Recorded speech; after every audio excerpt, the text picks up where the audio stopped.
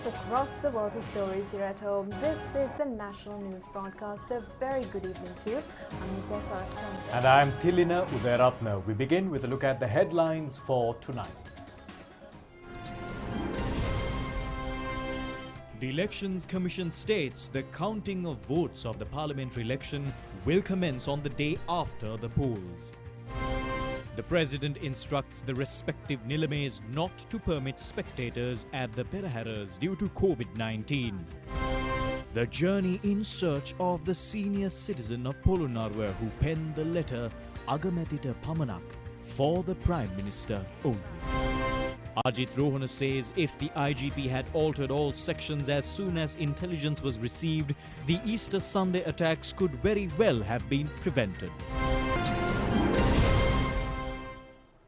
First off, a look into news here at home. Chairman of the Elections Commission Mahinda Deshapriya says this year the counting of votes of the parliamentary election will commence on the day after the election.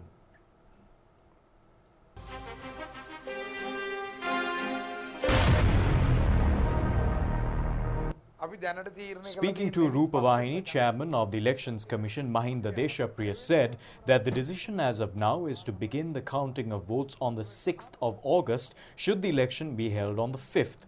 Thereby, by midnight of the 6th, it will be announced as to which party is the winner.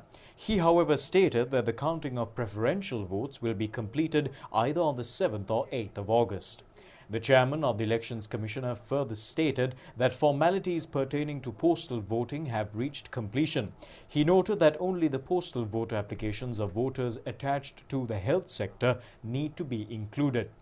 Commenting on various content circulating on social and mainstream media, the chairman of the Elections Commission stated that the dates pertaining to the election process have not been arbitrarily decided by the Commission.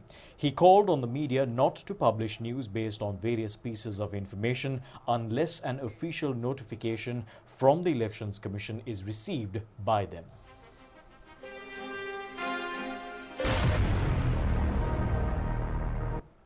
Now, President Gotabaya Rajapaksa orders the police to stop unlawful activities of leasing companies. This was stated at a press statement issued by the President's Media Division a short while ago. As the method adopted by the leasing companies to seize vehicles of those who had failed to pay their loan installments is unlawful. No room should be left to continue this practice. President Gotabaya Rajapaksa has ordered the police. Leasing companies do not inform the police prior to such seizing. They lodge complaints only after taking over the vehicle. This kind of forceful action sometimes leads to grave violence. As such, the President instructed Acting IGP Chandana Vikramaratne not to entertain complaints received from the leasing companies after seizure. Under the package of concessions offered to the public affected with the spread of COVID-19, recovery of leasing installments from three-wheeler owners was suspended for 6 months. It was clearly stated in the Section 2 of the Circular 16/2020 issued on March 23rd under the signature of the Secretary to the President. In this context, seizing of vehicles for not paying the installment is a breach of the government order. The President informed the police not to allow vehicles to be seized on the grounds of non-payment of installments. President Gotabaya Rajapaksa has instructed the Devadana Nilames and the Nilames of the Devalayas not to permit any gathering of devotees for the Peraharas of the Devalayas and any other sacred site. The President has instructed for Peraharas to be conducted this year, giving first place to traditional and religious rites. This decision was taken at a discussion held this afternoon pertaining to the manner in which the Peraharas of the Sri Dalada Maligava and the Devalayas, including the Kataragama, Devinura and Sabaragamu Devalayas, need to be held. The discussion was held at the President's office with the participation of the Presidential Task Force on Controlling COVID-19. The President stated that the Peraharas conducted centered around the Sri Dalada Maligava and the Devalayas need to be organized adhering to health guidelines and in support of COVID-19 control measures. Meanwhile, permission will not be granted for Padayatras which bring devotees to Katharagama on foot from Nallur, Jaffna, Trincomalee and other locations in the eastern province. The task force on the control of COVID-19 emphasized that all Peraharas need to be conducted adhering to health guidelines and with a limited number of performers.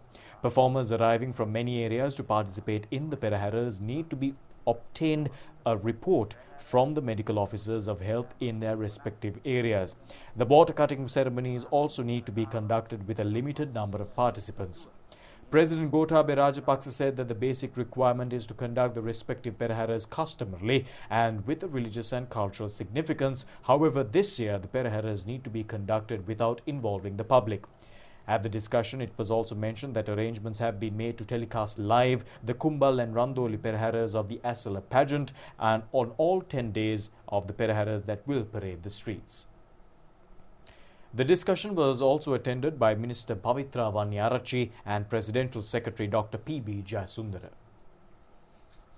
Now on to more local stories. Prime Minister Mahinda Rajapaksa states that the Cabinet of Ministers has decided to grant concessions to restore the tourism sector.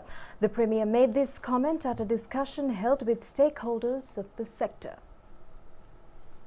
The discussion was held focusing on the issues faced by the tourism and hotel sector due to COVID-19 and on the way forward. Several aspects including steps that need to be followed when reopening the country to tourism and the creation of a fund to strengthen the industry were discussed. A decision was also taken to grant facilities for local tourists. Prime Minister Mahinda Rajapaksa also instructed the local tourist visa fee to be maintained within a limit of $35. The Premier also pointed out that environmental hazards and harm to wildlife should not occur when reopening national wildlife parks. The discussion was also attended by Minister Prasanna Ranatunga and Prime Ministerial Secretary Gamini Senarath. An ombudsman has been appointed at the President's office to provide solutions to public grievances. The appointee is retired Senior DIG S.M. Vikramasinghe. The Ombudsman was appointed to the President's office to inquire into public grievances and speedily grant concessions. The objective of establishing this Ombudsman's office is to inquire and provide solutions in the event of state officials neglecting their responsibilities or exceeding their statutory powers in carrying out administrative duties, resulting in the public being inconvenienced or aggrieved. The Ombudsman's office is located down Janadipati Mawatha in Colombo Fort on the 3rd floor of the old Chartered Bank building. The public can submit their complaints and grievances by arriving at the office in person or by post, fax or email. The fax number is 011 2338 073. The email address is ombudsman@presidentsoffice.lk. The appointed Ombudsman S.M. Vikramasinghe states that the public complaints pertaining to large-scale drug trafficking, which impacts public order, environmental damages and illegal acts can also be forwarded to him. The committee appointed to inquire into alleged irregularities at ETI Finance convened before President Gotabaya Rajapaksa at the President's office yesterday. They notified the President that since the very inception, the company had not operated properly. The committee stated that the assets of the company were invested in other organizations and the transactions have not come under the proper monitoring of the central bank. The President instructed the committee to further inquire into the alleged irregularities and to give more attention on speedily settling the funds of the depositors. The President stated that the central bank cannot relieve itself of the responsibility that the process has resulted in. When a financial irregularity occurs at a financial institute, the central bank is under obligation to safeguard the depositors. However, it has not happened so far. The 3-member committee is headed by retired Supreme Court Justice K.T. Chitrasiri, whilst the other members are retired Solicitor General Suhadar Gamlat and senior banker D.M. Gunasekara. The discussion was also attended by Presidential Secretary Dr. P.B. Jayasundara. In more local news, testifying before the Presidential Commission probing into the Easter Sunday attacks, DIG AJITH ROHANA stated that if the IGP had summoned the relevant units and alerted them as soon as intelligence was received, the Easter Sunday attacks could very well have been prevented. The recording of evidence from DIG stretched until midnight yesterday. DIG AJITH ROHANA stated that the documents submitted by the IGP on the Easter Sunday attacks were flawed as they were not specific. At the time of the Easter Sunday attacks, DIG AJITH ROHANA was the DIG of the Motor Traffic and Road Security Division, and on the 10th, 11th and 12th of April last year, he was performing cover-up duties on behalf of then DIG of Colombo Division, Lalit Patinayaka. The witness stated that the documents containing intelligence on the Easter Sunday attacks directed by senior DIG of then Western Province Nandana Munasinghe was received by him on the 10th of April. Thereby, a letter containing the intelligence information was compiled, and within 2 hours, all units within the Colombo Division were alerted. The witness stated that the documents that were received by him had many errors. The Commission questioned the witness as to why a letter with errors was circulated amongst the junior officers. In response, the witness stated that during his tenure, it is the first time that he came across a letter sent from the state intelligence with such errors. The witness further stated that at the beginning of the letter, it was stated that attacks were to be launched on Catholic churches and the Indian High Commission. However, towards the end of the letter, it stated that there is no specific detail pointing to potential attacks on Catholic churches and the Indian High Commission, and investigations are secretly underway. Thereby, the witness stated that the information seemed to have been diluted. DIG AJITH ROHANA stated that within his 30-year tenure, he has never seen a letter with such flaws, and when such information received, all police stations should have been alerted, as was the practice during the war. Now, Director General of Health Services Consultant Dr. Anil Jasinghe says within the past week, a clear reduction in the number of COVID-19 patients recorded locally can be observed. The number of fully recovered COVID-19 patients as of today stands at 1,196 and is a percentage of 63.71. The number of patients currently undergoing hospitalized treatment is 670, which is 35.69%. The number of COVID-19 deaths stands at 11, which accounts for 0.58%. Director General of Health Services Consultant Dr. Anil Jasinghe said that a decrease in the number of COVID-19 positive patients being reported was observed within the past week. Commenting on the Navy cluster, he said that the situation is improving as 1,290 Navy personnel attached to the Valisura Navy camp can be discharged. Dr. Jasinghe further stated that out of the Navy personnel undergoing quarantine at several quarantine facilities, 622 can be discharged. අධිකයි එම සංඛ්‍යාවෙන් 622ක් නිවෙස් බලා යැවීමේ හැකියාවක් තියෙනවා. ශ්‍රී ලංකාවේ එතර සිටින උදවිය ගෙන්වා ගැනීම සඳහා වැඩසටහන ඊයේ දිනේත් නැවත සකස් කරනු ලැබුවා. යම්කිසි කාලයක් සඳහා ශ්‍රී ලංකන් ගුවන් යානා මගින් ඔවුන් ගෙන්වීම සඳහා මේ අනුව දිනක් හැර දිනක් වගේ මේ ගුවන් යානා යවා මේ ශ්‍රී ලාංකිකයන් විශේෂයෙන්ම සිරවී සිටින සීරුතාවෙන් සිටින අය සඳහා වැඩි ප්‍රමුඛතාවයක් රජය විසින් ලබා දෙනු ලබනවා. 223 Sri Lankans arrived at the Katunayake International Airport from the Philippines yesterday. They include migrant Sri Lankan workers, their family members and students, and also include a group employed in the maritime sector. They were disinfected upon arrival and subjected to PCR testing. Meanwhile, permission was granted for devotees to congregate at places of religious worship. Thereby, religious observances can be conducted at religious places of worship with the participation of less than 100 devotees. Religious rites should be performed adhering to health guidelines and maintaining social distancing. In religious sites that are not spacious, the number of attendees permitted will be half the number of the area that can accommodate. Devotees were seen engaging in religious observances at many religious sites in the island today, adhering to all health guidelines. As permission has been granted for religious activities to recommence, the Attamastana at Anuradhapura have also been reopened for devotees. At all the Attamastana, including the Jai Sri Mabodhi and the Ruwan Valley Mahasaya, all necessary facilities have been provided to adhere to guidelines set out by the health authorities. A correspondent states that at Hindu kovils, the conducting of pujas was seen while adhering to health guidelines, whilst in many mosques in the island, prayers were conducted maintaining social distancing.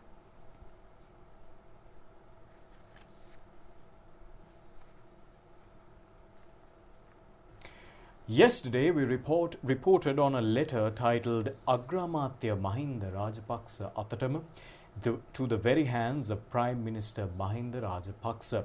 The letter was written by a gentleman by the name of S.D. Hevahatta, and this is his story.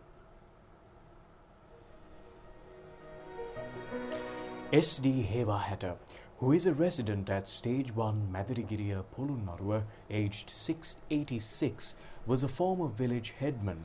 He served as a headman of the Gam Sabha of the area for 12 years since 1979. He is a father of 5. Recently, S.D. Hevahatta sent a letter to Temple Trees titled To the Very Hands of Prime Minister Mahinda Rajapaksa. Upon opening the envelope, the Premier discovered a handwritten letter accompanied by a 5,000 rupee note. Prime Minister Mahinda Rajapaksa read out the letter.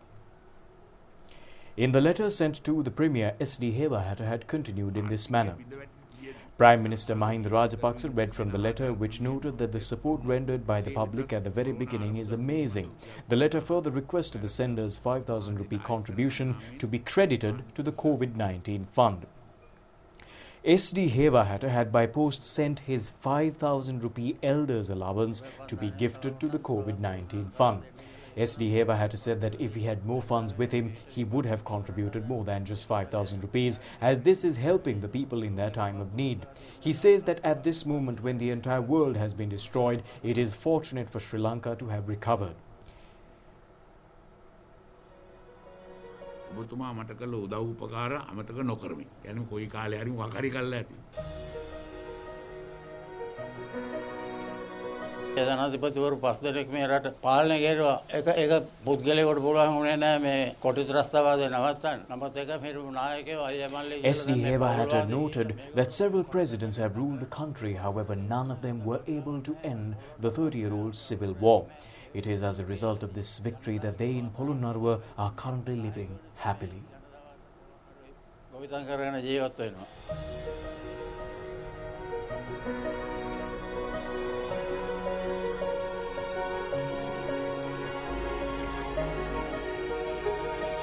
Upon reading S.D. Hevahatta's letter, the Prime Minister decided to place in the hands of President Gotabaya Rajapaksa the 5,000 rupees the envelope contained. S.D. Hevahatta gives us all a great example and teaches us a significant lesson, which is to contribute for the well-being of others without expecting anything in return.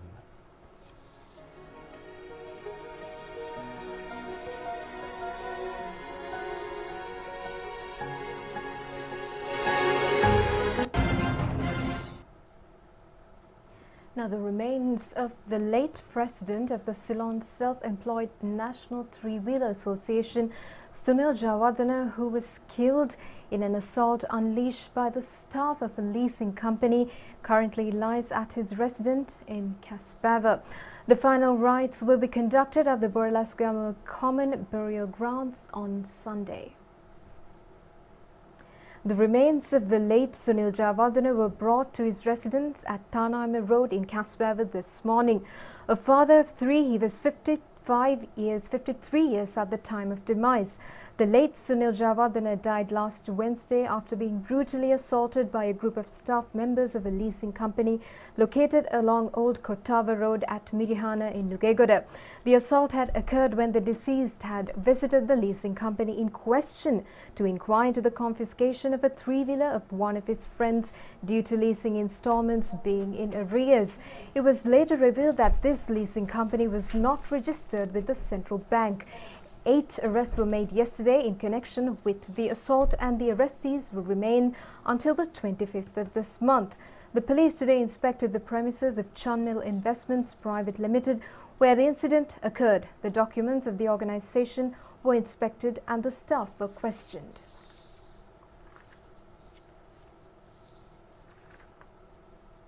Police media spokesman SP Jalia Senaratne says the investigations carried out thus far revealed that the deceased individual, whose body was found near Independence Square this morning, had committed suicide. At around 6:45 this morning, police officers on patrol had inspected the body. The deceased is an individual by the name of Rajiv Prakash Jayavira, aged 64. A microtype pistol was also found near the body.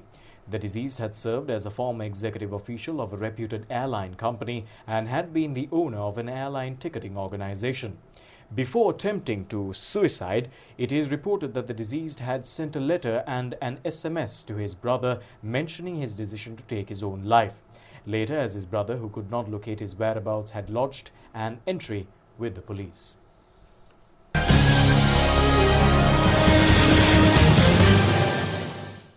And on sports news for tonight, the first training session for the national cricket squad ended today. 13 players participated in the session, which included skipper Dimuth Karunaratne. Training was conducted adhering to guidelines set out by the health authorities. This residential training camp, which focused on the bowling aspect of the game, was conducted over 12 days at the CCC grounds. Skipper Dimuth Karunaratne expressed his views to us on training in this manner.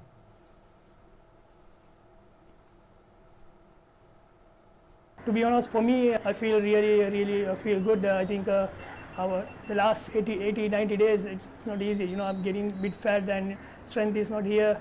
Even when I train in the first day, it's really hard. But now I'm shaping well and I'm gaining my fitness back. My weight is getting lost. That kind of thing, as a captain, if I'm doing right things, it's easy to give a message. Other teammates, so we were trying to bounce back and play a good international cricket in future.